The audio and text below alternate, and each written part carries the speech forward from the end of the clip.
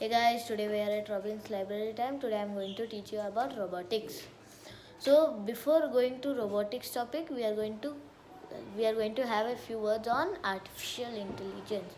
So one person sits in a room and questions a computer, then the computer would give an answer because computers know more than us, and even robots would know. So computers and robots are as clever as the person who make them. So the person who creates the robots, they will be more clever than the robots, or as clever as the robots. So now let's go to robotics. Robotics is the study of robots.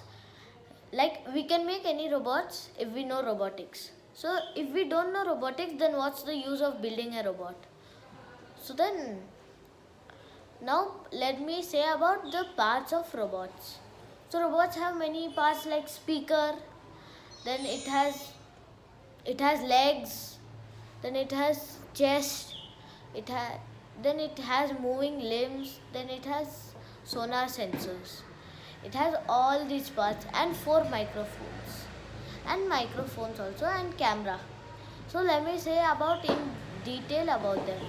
So first one, hands. First one is the hands. So with the hands they can do anything, like they can lift stuff. Second one is chest. The chest is present over here, and on the chest there are sonar sensors. So the sensors are there. So if anything comes in between like this, if we keep our hands, it will be, oh okay, we are not supposed to go here, there's something over here. That means there's danger. Then there are microphones over here. Some of the robots have microphones over here. So those microphones are like if we say anything to that robot can receive it, and then it can reply back from its speakers. And these speakers even play music. So now the limbs move forward. The limbs let them to move forward. And now last two things I want to say, it has hands and it has legs. Thanks for watching. We see you next time on Robin's Library Time.